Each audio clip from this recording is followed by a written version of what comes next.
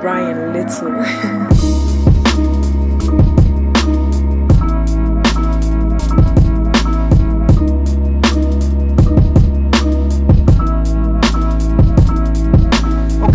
Windier today than it was the other day when we were testing out some things, so hopefully the wind noise doesn't get picked up too much by the action cam here. But we're going to get into some more stuff. You can do a ton of stuff with the automated features with the Parrot Bebop 2.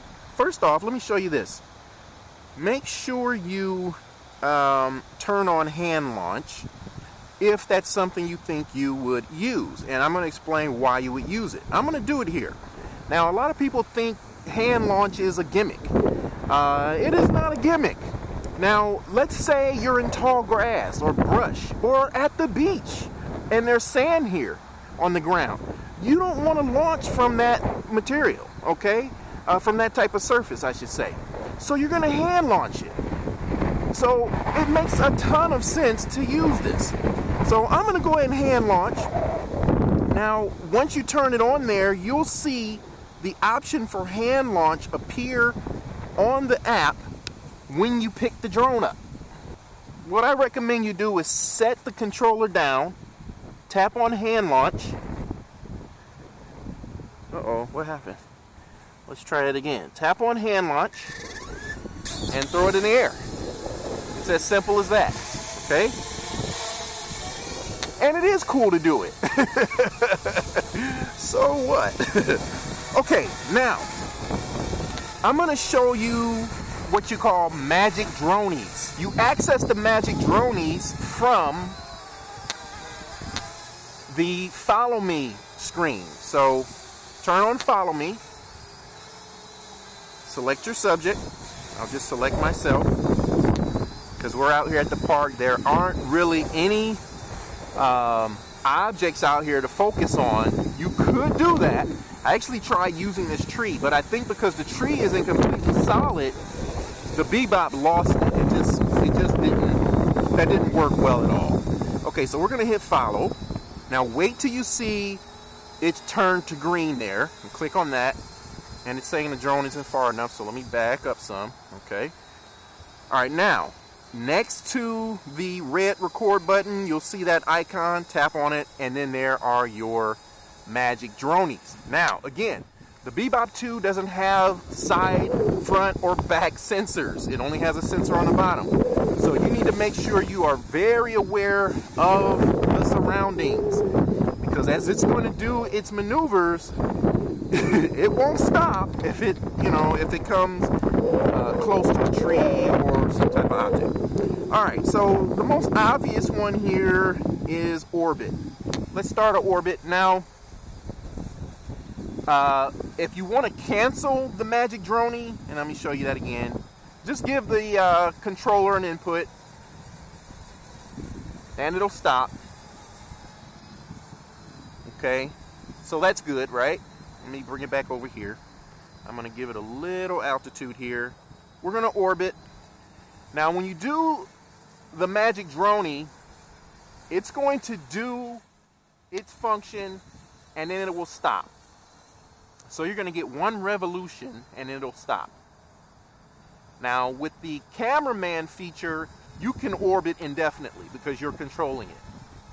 All right, let's try boomerang, and we'll just try 98 feet this time. It's going to go up and away. And wait a minute, I don't like the way it was getting close to that tree. So that's what you can do. That's what you can do. Face this way. Actually, let the sun in your eyes, so we'll face this way.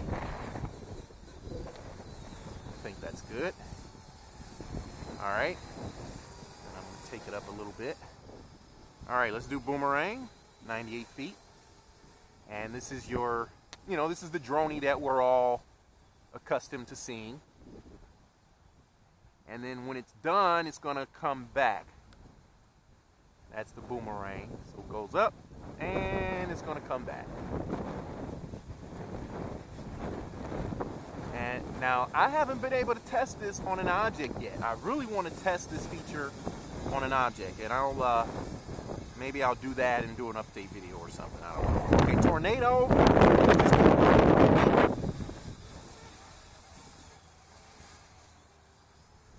There it goes. That's tornado. So it's just kind of spiraling up, just like that. Camera focus on the subject. And the Bebop 2 is not even thinking about this wind. Okay? It doesn't have any trouble doing its thing in wind. It can function very well in pretty high winds. Okay, so it's going to spiral up and spiral back down. And there you go. All right.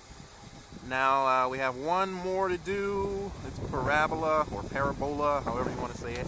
That's going to come over you, flip over, I believe, and come down on the other side. Now this would be a really cool shot for some type of stationary object. When you do it though, make sure you are above the object. Okay, here's what I want to show you. I want to show you how to use the point of interest feature here. This is outside of flight plan. Okay, so let's go ahead and launch and I'll show you this. Okay. All right. So tap on your radar / map. Okay. And find the point of interest that you want. I'm going to use this tree right here. Nope, that's not the right one. It's this one here. Let's see if I can move it right there. Okay. So that's my point of interest. It is the angle of the camera. I'm an idiot. It's the angle of the camera, you guys. Okay? So if you want more of the background in your point of interest shot, you have control over that. I'm going to come back some because I do want to get that tree as our point of interest, as well as a little bit of the background. Okay, good. That looks good there.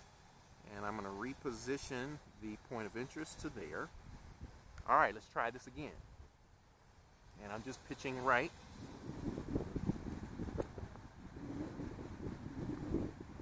And you pretty much have full control over the drone. It's just keeping it, it's going to circle that point of interest. So you can go closer, you can go further away, you can gain altitude, you can lower altitude, all while maintaining focus on the point of interest that you set. Okay, and it's going to maintain the angle, pitch angle of the gimbal or the camera gimbal. Why did I say gimbal? It doesn't have a gimbal. You know what I'm saying? It's going to maintain the angle of the camera based on what you set there with that slider. Okay, so that's really cool. Let's stop that. Let's bring the Bebop on back. One more thing I want to show you. I'm going to keep it at about that altitude. Go back to your map and you can do a tap to fly. So I'm just going to tap on the screen there and it is going to fly to that position. Okay, and that could be very useful. Okay, now I'm going to bring the drone back to my position by tapping on the screen. Let's go back to the live view. And again, you can cancel this by giving the stick an input just in case you're getting ready to run into an obstacle or something.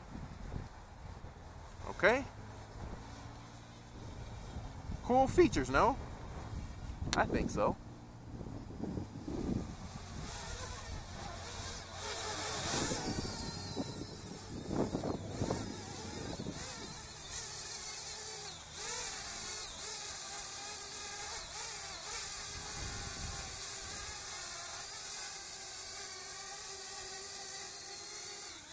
Well, another Bebop 2 video is in the books.